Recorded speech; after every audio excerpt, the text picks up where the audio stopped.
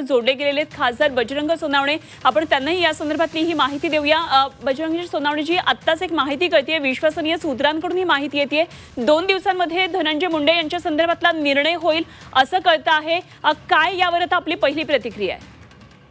हे ही आमच्याकडे घडलेली घटना ही दुर्दैवी आहे। या घटनेचा निषेध आम्ही वारंवार केलेला आहे आणि पहिल्या दिवसापासून जी घटना घडली तेव्हापासून पहिल्या 1 तासात मी सर्व मीडिया समोर येऊन बोललेलो। ते सर्व घटनाक्रम तुम्हाला सर्व माहित आहे, पण आज जी हा राजीनाम्याचा विषय येतोय ती काल पण ट्विट केलेलं त्यांच्या पत्नीनं आणि त्याच्यानंतर तुम्ही मीडियाने सर्वांनी विचारलेलं आधी तुमच्याकडून बातमी येते, पण त्यांचा एकदा राजीनामा तर होऊ दे। आणि होतच नाही ना, दररोज एक काय मुहूर्त आहे का परवानगी? ते जो पहिल्या दिवशी राजीनामा व्हायला पाहिजे होता तर त्यांना करायचा होता आणि घ्यायचा होता, आणखी का होत नाही माहित नाहीये। त्याच्यामुळे एकदा राजीनामा झाल्याशिवाय त्याच्यावर बोलणं संयुक्त होणार नाही। एकदा राजीनामा होऊ म्हणजे बोलू। पण तुम्हाला काय वाटतं की राजीनामा का होत नाहीये? जर एवढी नीतिमत्तेचा विचार सरकार करत असेल आणि आता मुख्यमंत्र्यांनी सुद्धा असं म्हटलेलं असल्याचं कळतंय की नीतिमत्तेचं अधपतन होत असेल आणि जर सरकारची बदनामी होत असेल तर लवकरात लवकर निर्णय घेऊ असं कळतंय, विश्वसनीय सूत्रांकडून हे कळतंय। तुम्हाला काय वाटतंय, का हा राजीनामा होत नाहीये? नाही बघा, सर्व काही असेल आता काय सरकारमधल्या मुख्यमंत्री महोदयांचं काय त्यांच्याकडे अडकलेलं आहे किंवा त्यांना द्यायचं नाही काय घ्यायचं नाही याच्यावर म्हणजे अंदाज बांधणं किंवा काय त्यात मी तरी काय अंतर्ज्ञानी थोडंच आहे की काय यांच्यामुळे काय करत नाहीत काय घेत नाहीत। पण समाज माध्यम असतील किंवा सर्व समाज असेल यांना सर्वांना हा राजीनामा हो अशी सर्वांची अपेक्षा आहे।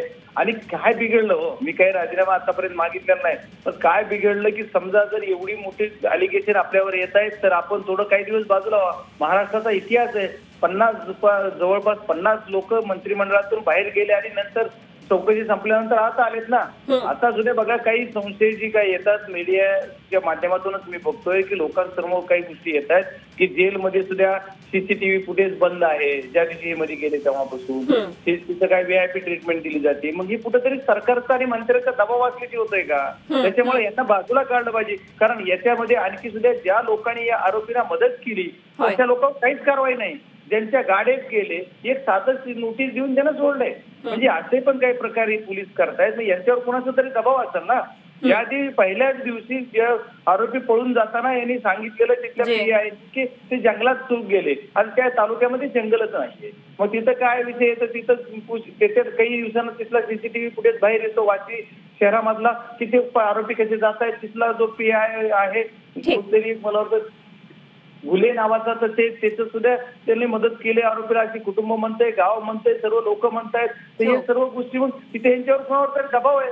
सरकारमधले लोक म्हणजे सरकारमधले मंत्री असतील किंवा हे प्रशासनामधले अधिकारी असतील, या सर्वांचा या गोष्टीला सर्वांना कुठेतरी सपोर्ट आहे आरोपीला अशी लोकांची जनभावना झालेली आहे।